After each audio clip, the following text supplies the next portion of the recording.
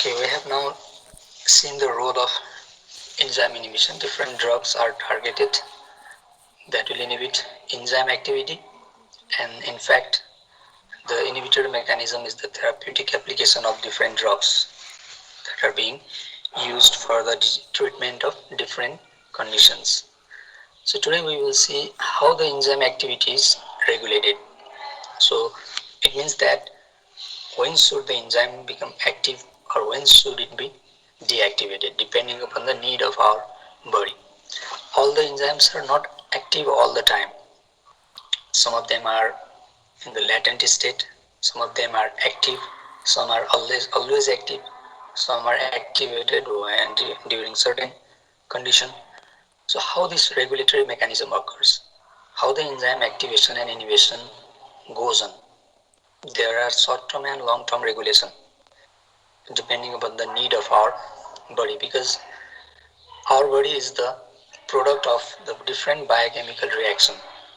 So all the biochemical reaction does not take once.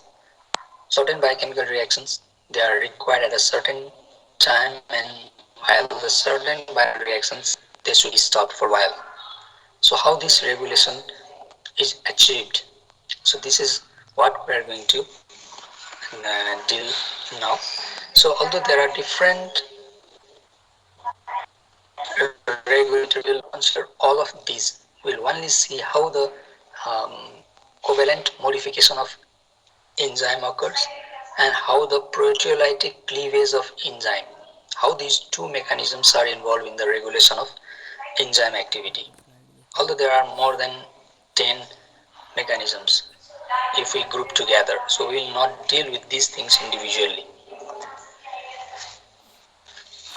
Now the regulatory mechanism fine tunes the metabolism.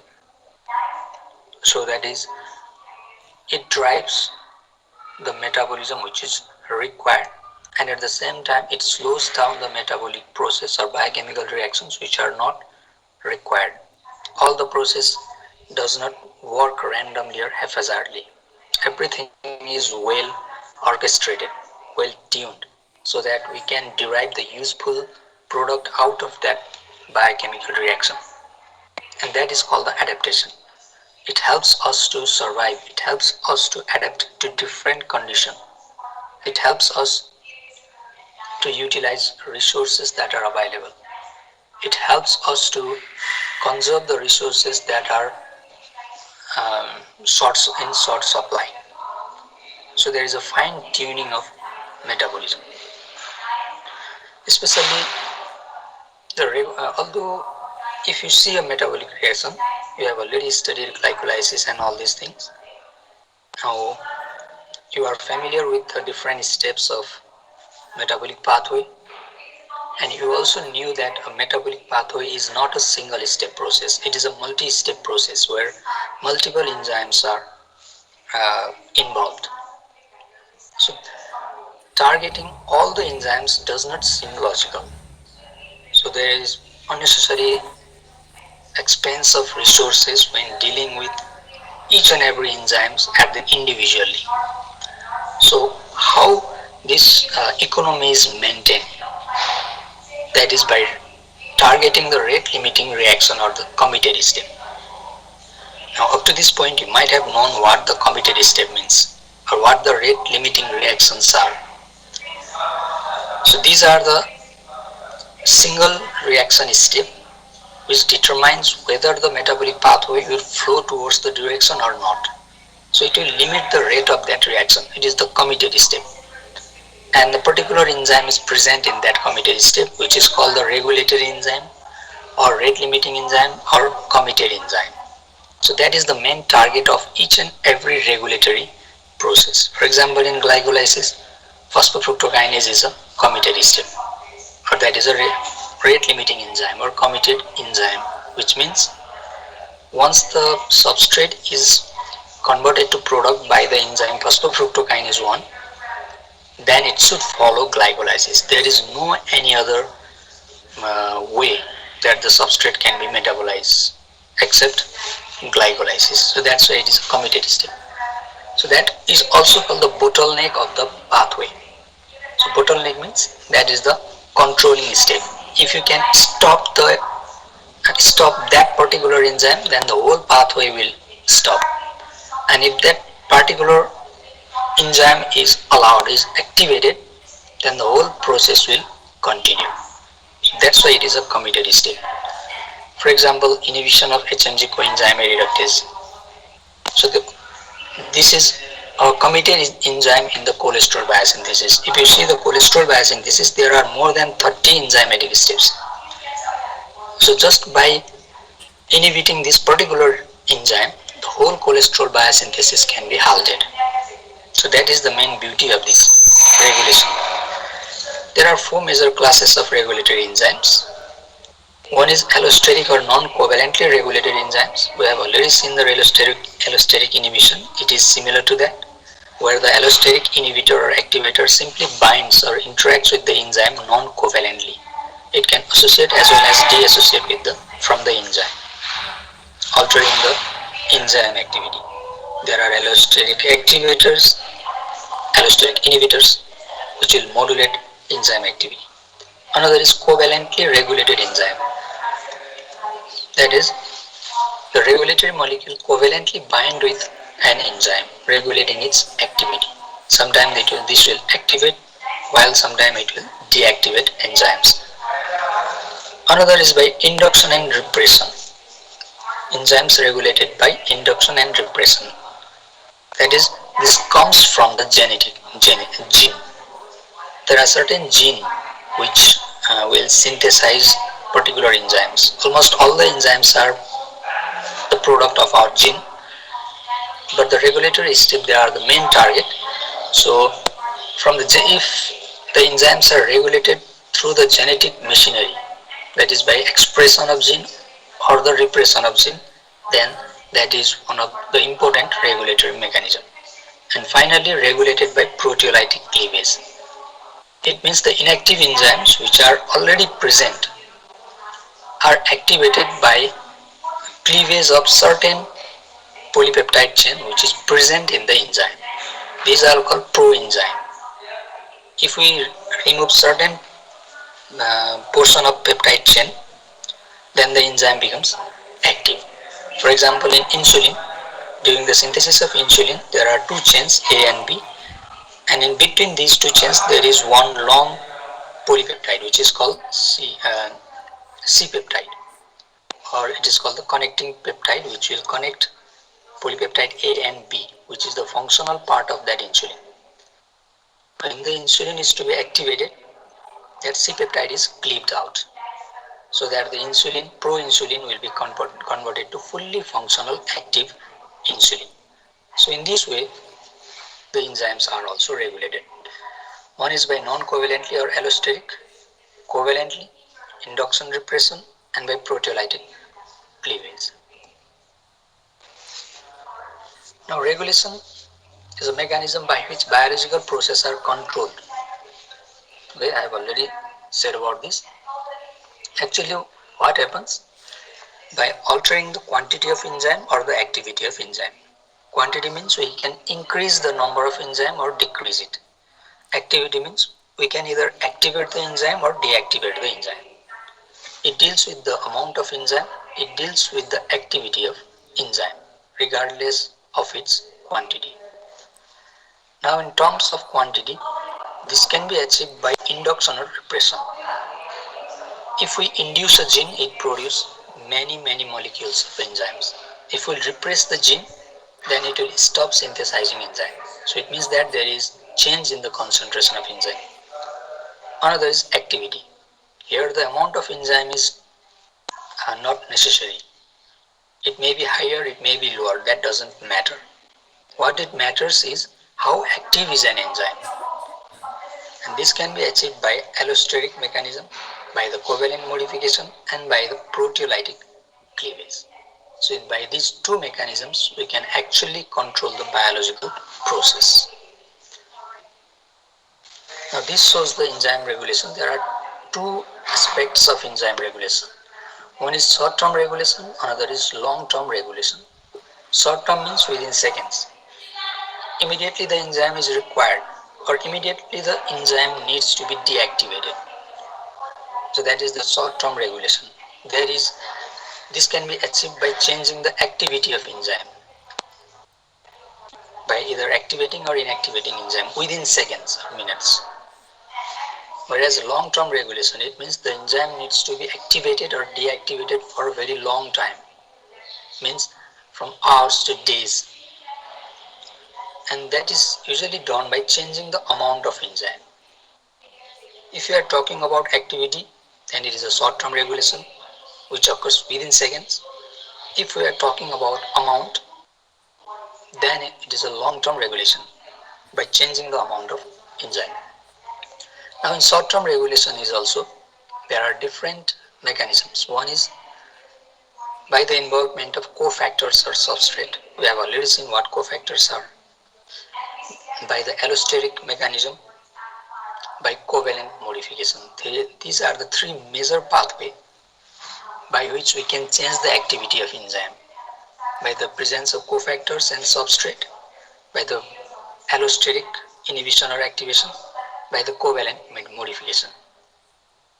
And covalent modification normally involves reversible phosphorylation and dephosphorylation. This is the most widespread regulatory mechanism, addition or removal of phosphate group.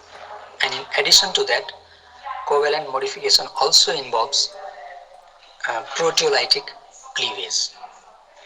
So this upper portion represents the short-term regulation, whereas the long-term regulation can be achieved by enzyme localization, because the eukaryotic cell is the membrane-bound compartment, contains several organelles which are in turn membrane-bound in structure. They are highly compartmentalized. Some of the enzyme it is present in Golgi apparatus. Some of the mechanism occurs in nucleus. Some of the mechanism occurs in mitochondria. So in this way, by localizing, by segregating the enzyme or by segregating the metabolic pathway, we can achieve long-term regulation. Another by increase or decrease the degradation of enzyme. We can increase or decrease, we can degrade the enzyme. If the enzyme is not in use, then it can be degraded. So that is done by different degradation mechanism like ubiquitin. That is ubiquitin mediated proteolytic system is very important to remove the proteins that are already in use. And another is from the genetic level by increasing or decreasing the amount of enzyme. So these three mechanisms will alter the amount of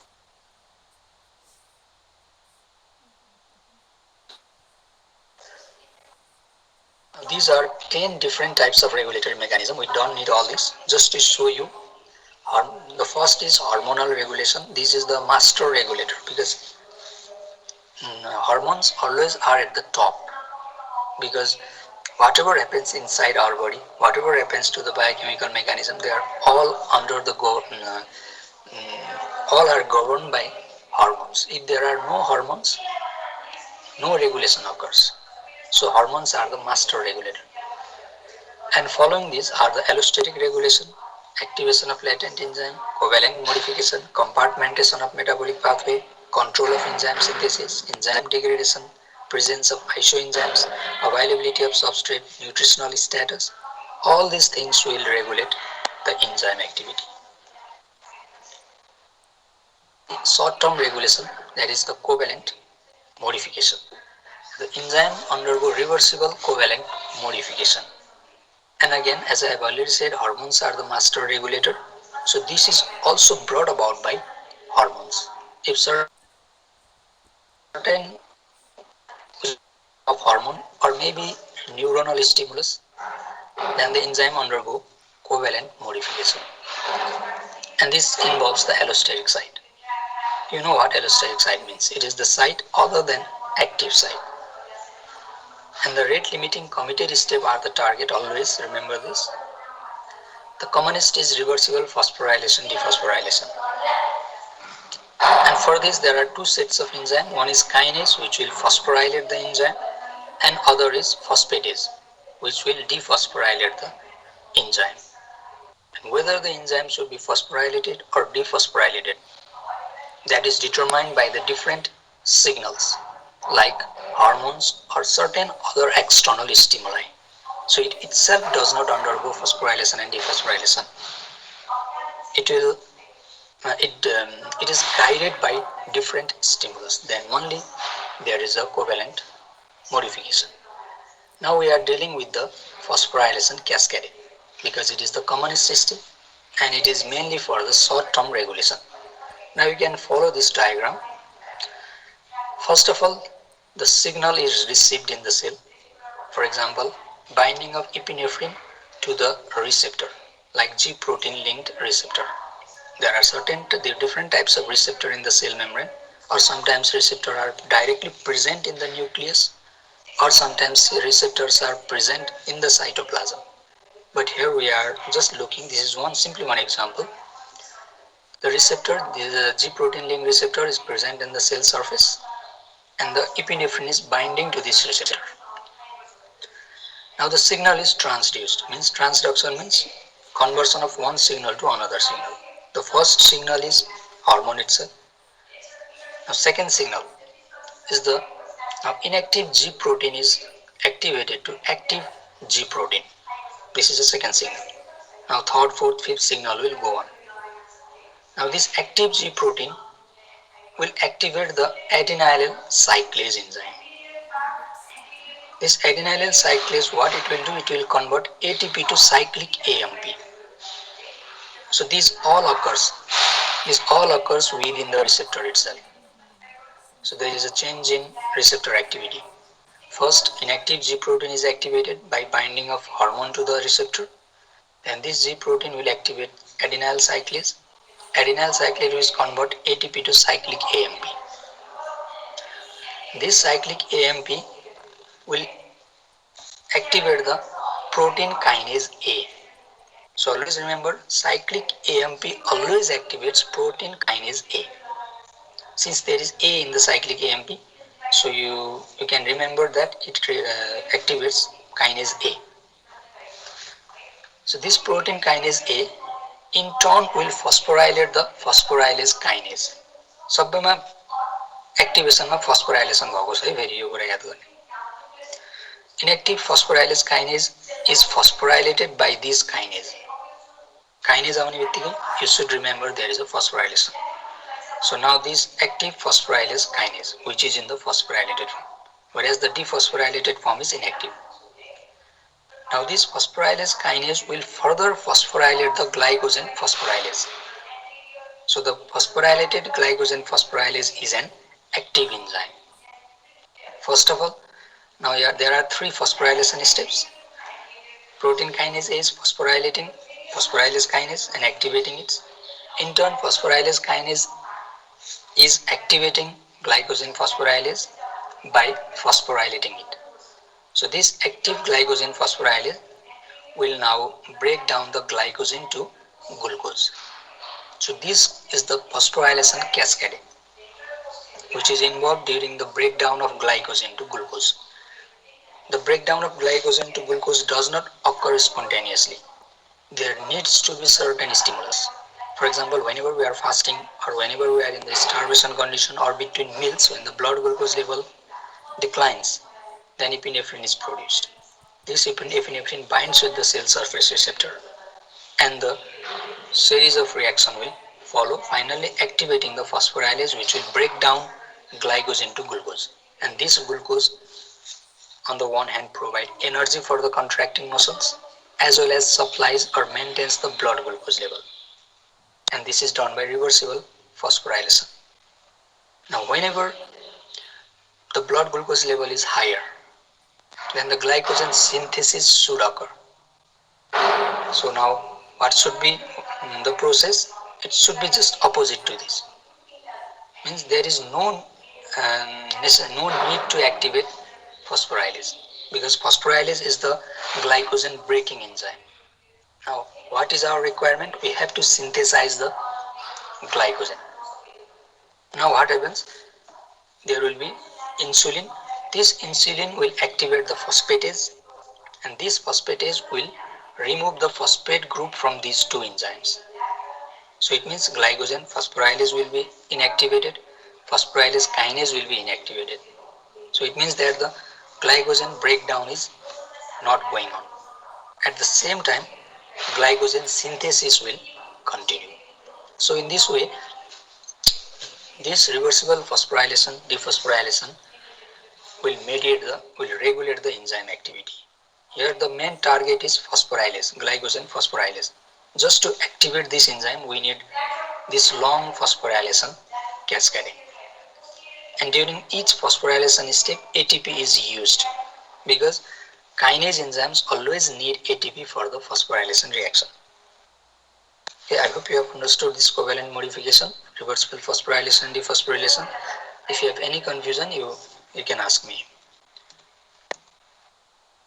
Now, in addition to phosphorylation, dephosphorylation, there are still other covalent modification mechanism like reversible oxidation reduction are there. For example, formation of thiol group. SH is a thiol group. It involves glutathione. Acetylation, there are acetylation, deacetylation reactions, methylation, demethylation reactions, ADP ribosylation reaction, glycosylation reactions are there. So these are mediated by different mechanisms. So we don't need all these mechanisms, just to show you that reversible phosphorylation, dephosphorylation is the most common. In addition to this, these mechanisms are also available. For example, you can see here, this is the oxidized inactive enzyme. Okay, there is a disulfide bridge.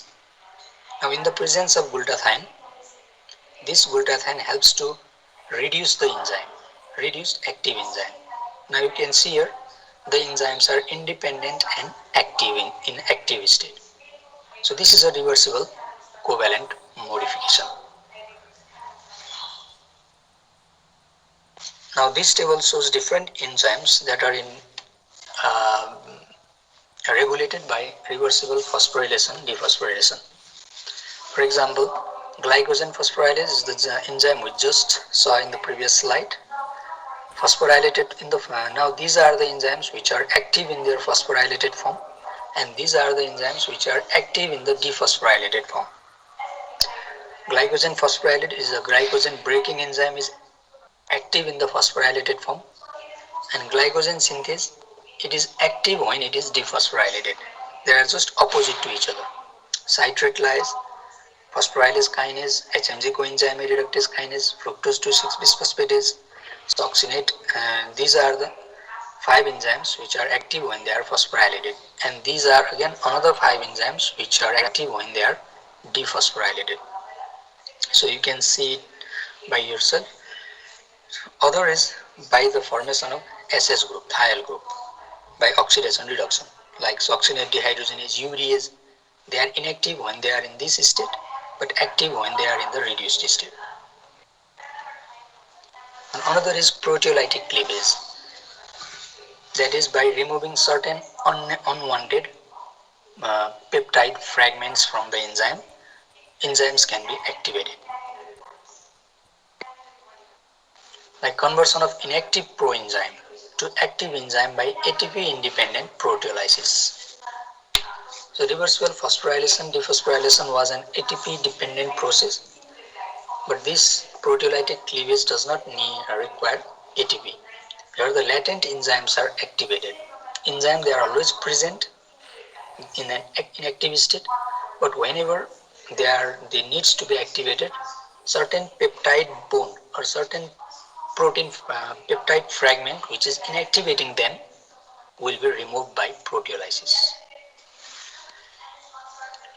Unlike allosteric control and reversible modification, proteolytic cleavage occurs only once. Like allosteric mechanism, different allosteric activators and inhibitors come and go from the enzyme. There is a reversible, is an ongoing process. Reversible modification, phosphorylation, dephosphorylation can also occur multiple times in the same enzyme. But the proteolytic cleavage occurs only once. Once the enzyme is activated by proteolytic cleavage, it cannot be deactivated. That is, to deactivate that enzyme, it needs to be broken down. It needs to be degraded by the proteolytic system. But in other case, the enzyme is intact, but it is simply can be activated as well as deactivated by modification or allosteric mechanism. For example, conversion of pepsinogen to pepsin, conversion of procollagen to collagen, activation of blood clotting factors. So these are the examples where the proteolytic cleavage activates the enzyme. For example, coagulation cascade. So you might have studied about coagulation cascade, where the clotting factors, they are present in an inactive form in our blood, but they are activated whenever the clotting process is started. So once the blood clot is formed, these active clotting factors itself cannot be deactivated. So they must be degraded and new clotting factors should be formed. Another is proinsulin to conversion of proinsulin to insulin, which I just told you about this. This is a coagulation cascade. I will not go in detail about coagulation cascade. You have already studied in physiology, I hope. So there are two pathways, intrinsic pathway and extrinsic pathway, where the individual one clotting factors activates another clotting factor. And this is called the cascade. There is a rapid amplification of signal. So I will not go in detail about this. So in this blood clotting pathway, there is a cascade of zymogen activation by proteolytic process, factor activating another. For example, this activated factor 12 activates factor 11 by removing certain peptide bond in this factor, and factor 11 will in turn activate factor 9. So in this way, this process will go on. And finally, fibrinogen will be converted to fibrin. Again, the fibrinogen should be broken down. So it is a soluble fibrinogen, which is a polymer. So by the thrombin, it will break the polymeric form into monomeric form. This is the proteolytic cleavage. Such cascade provides rapid signal amplification and immediate response, even in the presence of small stimulus. So because the response is amplifying, exponentially it amplifies. For example, an activator activates an enzyme, which in turn activates 10 enzymes, and each of 10 enzymes in turn activates 10 additional enzymes. एउटाले 10वटाले फेरि अर्कोलाई 10वटा, फेरि त्यसले 10वटा, त्यसै हरेक enzyme 10 times बढ्दै जान्छ. So after 4 steps, the original signal will be amplified by 10,000 fold. So it means that we don't need large amount of stimulus. Even a small stimulus can rapidly amplify the signal to an enormous level. So this is the importance of cascade reaction. Another is compartmentation. Compartmentation means different enzymes and different metabolic pathway, they are located in different compartments. And this is done to achieve maximum economy without losing unnecessary resources and saving energy. We can achieve the desired result. For example, substrates are channelized between compartments by regulated transport mechanism. If a substrate needs to be transported from one enzyme to another enzyme or between one pathway to another pathway, so there is a regulated mechanism.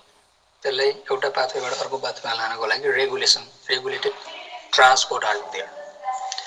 It serves to isolate the substrate or product from other competing reactions. So if there is no compartmentation, then a substrate can be metabolized randomly. There is no any direction of the flow of substrate. So that's why if there are competing reactions, if there are similar type of reactions, then this will prevent the substrate from going to unnecessary biochemical pathway. So it also provides favorable environment for reaction, organizes thousands of enzymes present in the cell into proposable pathway, because we have large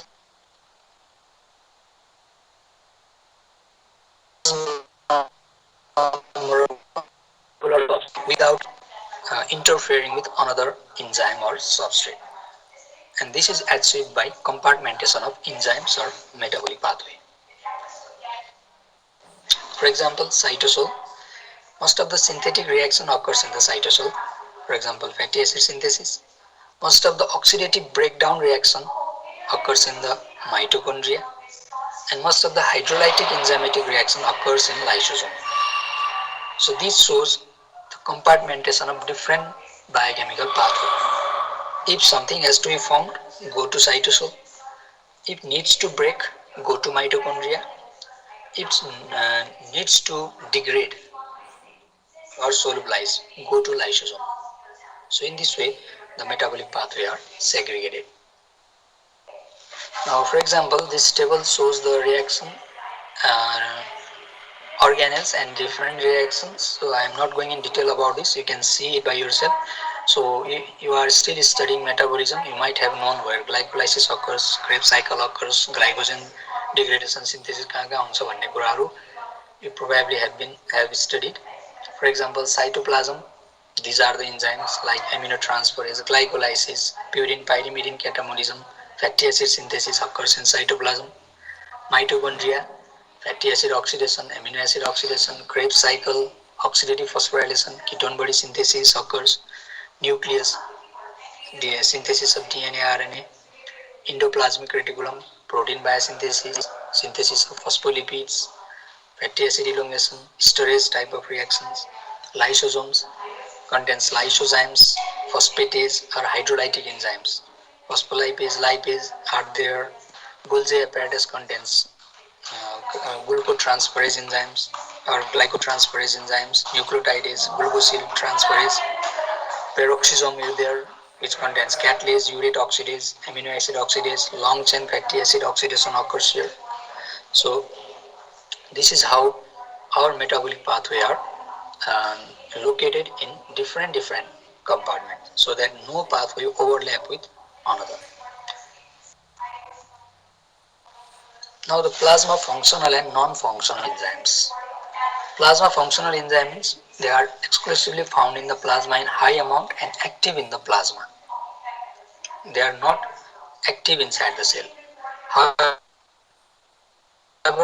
they enter the plasma. Um, in the site of their synthesis, they are not active, but when they reach the plasma, their main function is in the plasma. So they are called plasma functional enzymes. Whereas plasma non-functional enzymes they are almost negligible in the plasma, but they are active only in the tissue. In plasma, they do not have any role. They are active in the site where they are synthesized, which is in contrast with the plasma functional enzyme. And these plasma non-functional enzyme, they have role in assessing the tissue specific ailment, because if a certain tissue is injured, then the enzyme which is present in that tissue will spill into the plasma, and we can easily measure that. So we will see later on. For example, enzymes of metabolic pathway, digestive enzymes. So these are the plasma non-functional enzymes. Metabolic enzymes of metabolic pathway are active inside the cell. Digestive enzyme, they are active in the GI tract. They do not go into the plasma, or even if they are present in the plasma, they don't have any role in the plasma. So these are the examples of plasma functional and non-functional enzymes. Like plasma functional enzymes are lipoprotein lipase, plasmin, thrombin, cholinesterase, ceruloplasmin. They are active only in the plasma. Their main role is in the plasma, but not inside the cell, and this is the normal range. Whereas the plasma non-functional enzyme are the metabolic enzymes like lactate dehydrogenase, ALT, AST, ALP, amylase, creatine phosphate. Their role is inside the tissue. So um, when there is any injury or disease in the tissue where they are found or where they are formed, then by measuring these enzymes, plasma non-functional enzymes, we can find out where the defect is. Okay, now another is isoenzymes and their role. So I hope you have understood up to this slide. We have seen the different regulatory mechanisms. In regulatory mechanisms, we saw about reversible covalent modification. In reversible covalent modification, we saw about reversible phosphorylation, dephosphorylation, and another is proteolytic. cleavage. In that we saw the coagulation cascade. And after that we saw about plasma functional and non-functional enzymes. So now let's see isoenzymes and their role. Okay.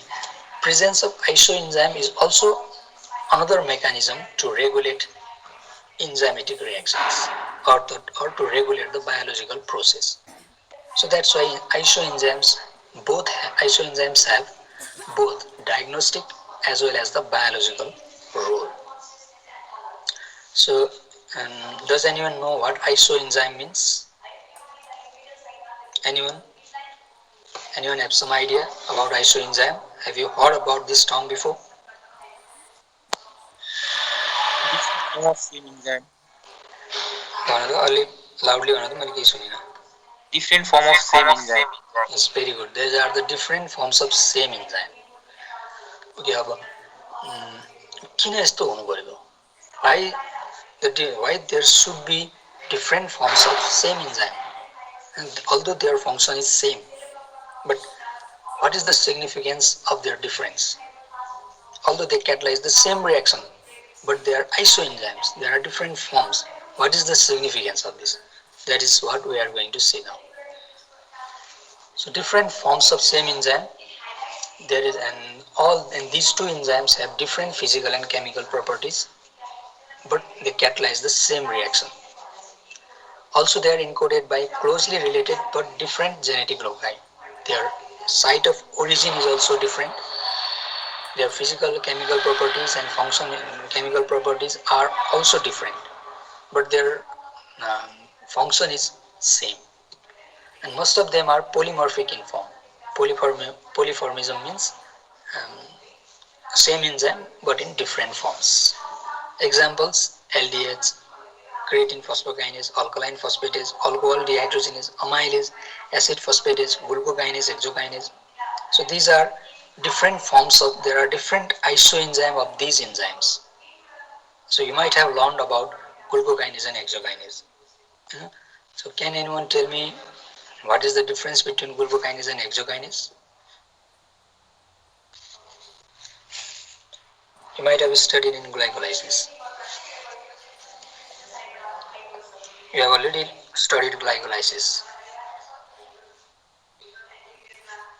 Does anyone have any idea? Okay, go on.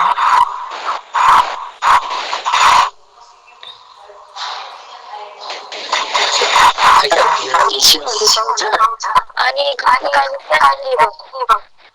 एकदम disturb आइरहेछ. भन त के रे फेरि भन त.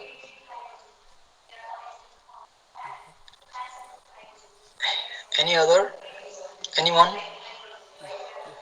who knows the difference between glucokinase and hexokinase?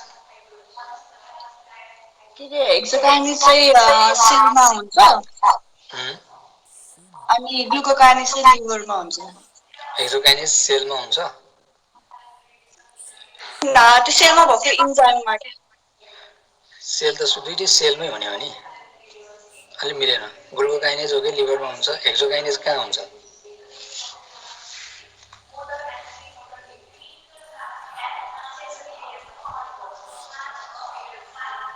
Hmm?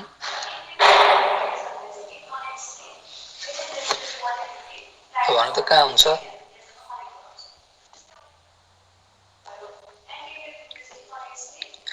Any man अरु कसैलाई थाहा छ? Hexokinase and ग्लुकोकाइनेज.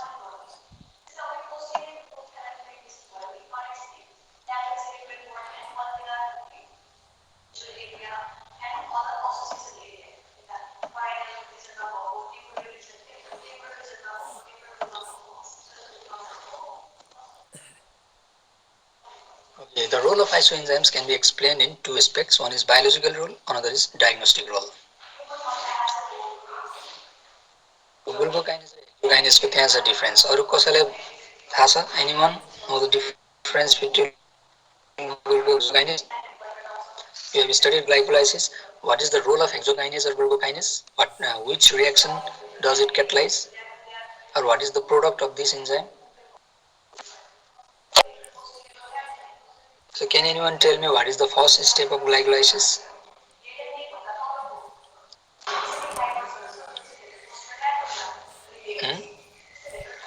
Anyone? So you can guess if you don't know. What is the first? You have already learned about glycolysis. It is the most common pathway in biochemistry. Or first step, glucose is converted to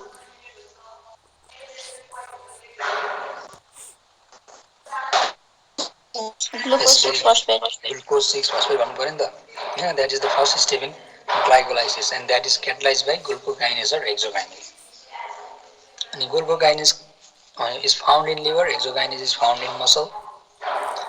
And any other difference? So I'm just trying to show you how the isoenzymes are working differently in our body.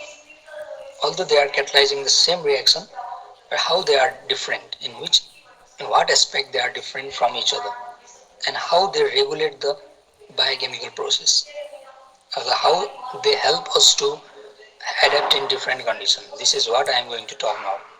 And for that I am taking example of glucokinase and hexokinase. Okay, now let's see biological role and diagnostic role. Now, biological role, isoenzymes distributed in different tissue are differentially regulated required to meet physiological need. Now you can see here, first is tissue distribution. Glucokinase is found mainly in the liver as well as in the pancreatic beta cells, whereas hexokinase occurs in most tissue, especially muscle and RBC are rich source of hexokinase. Km value is high for glucokinase and low for hexokinase. Glucokinase around 10 millimole per liter, hexokinase 0.05 millimole per liter. Okay, about 100 times less. So अब Km value भनेको के हो त भन्दा it is the amount of substrate required to activate the enzyme. Simple term मा भन्नु पर्दा, if the Km value is higher, it needs high amount of substrate to become active. If the Km value is lower, even a small amount of substrate will activate an enzyme. So it is simply the amount of substrate required to activate enzyme. And activity Km is inversely related to activity of enzyme. Our concentration of substrate is inversely related to the Km. Km high means we need higher substrate concentration to activate enzyme.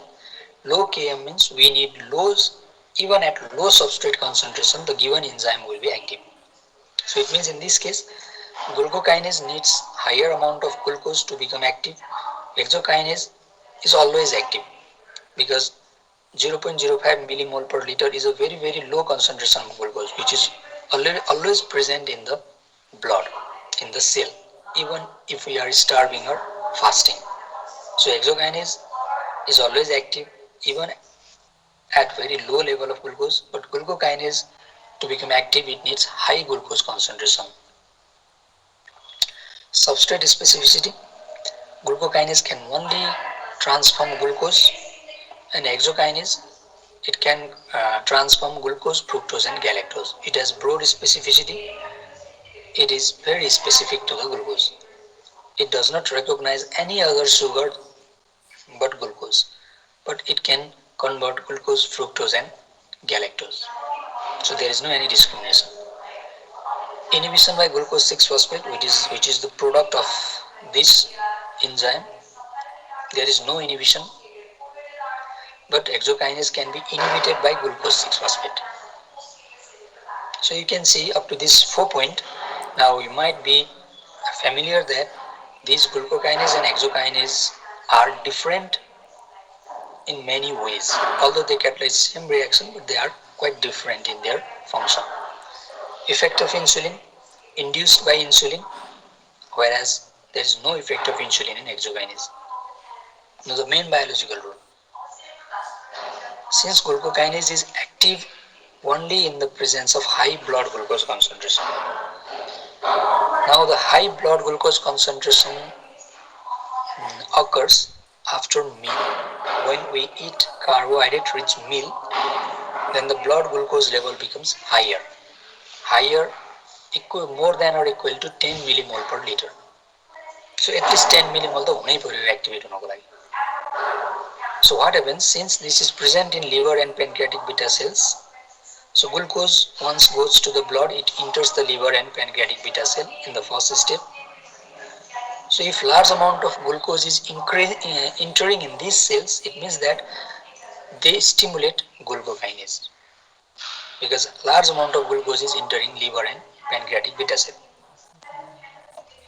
So this glucokinase helps to trap the glucose inside the cell and also facilitate the conversion of glucose to glycogen and triacylglycerol.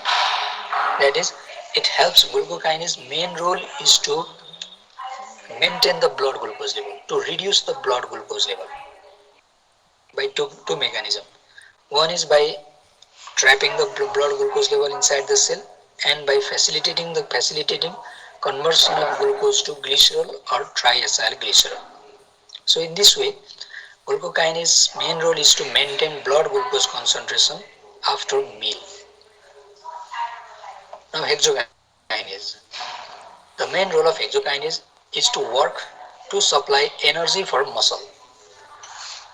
Muscle always need energy regardless of blood glucose concentration.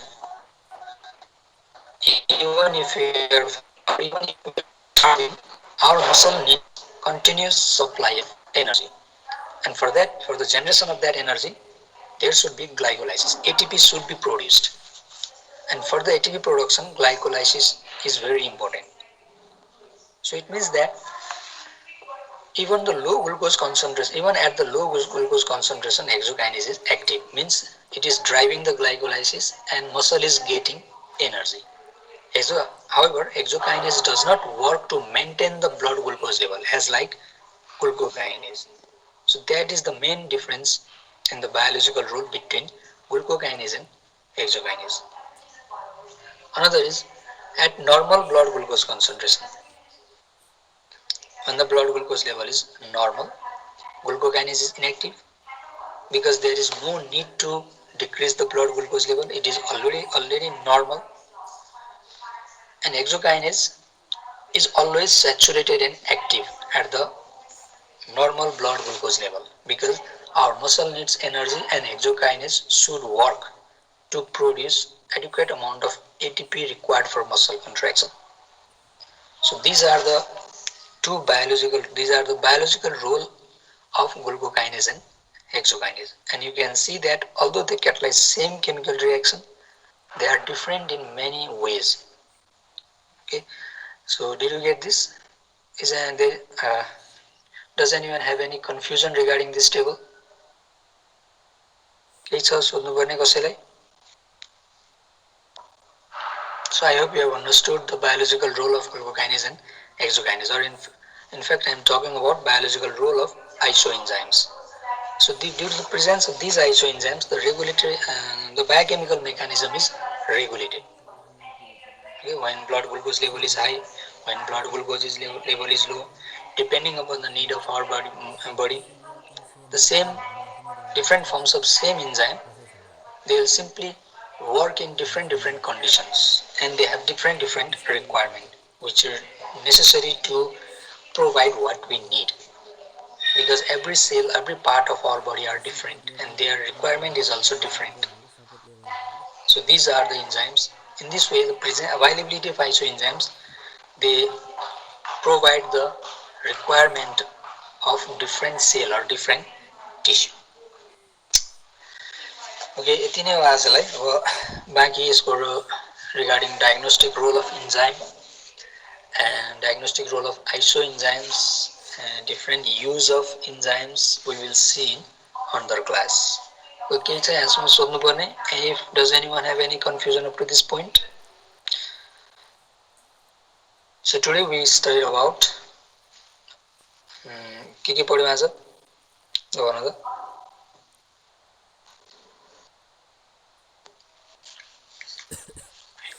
कसैले सम्झिन्छ?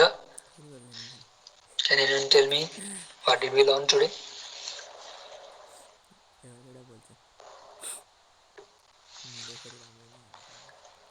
आइसोएन्जाइम्स को बारे में हेऱ्यौँ, plasma functional and non functional enzyme को बारे में हेऱ्यौँ, and we saw about regulation of enzyme activity, compartmentation, proteolytic cleavage, covalent modification. In covalent modification, we saw about reversible phosphorylation, dephosphorylation, okay, and long-term and short-term regulation of enzyme activity, how that is achieved, and by changing the quantity of enzyme or changing the activity of enzyme, it can achieve the required regulation. So these are the things that we saw today. Now in the next class, we will see the remaining of the points. जस्तै हामी next क्लासमा हामी के पढ्छौँ भने diagnostic role. Okay, how by measuring different isoenzymes we can identify the presence of disease or ailment specific to particular tissue. We will see different enzymes, then we will see application of enzyme. For that we see diagnostic use, therapeutic use, and analytical reagent. That's all for today.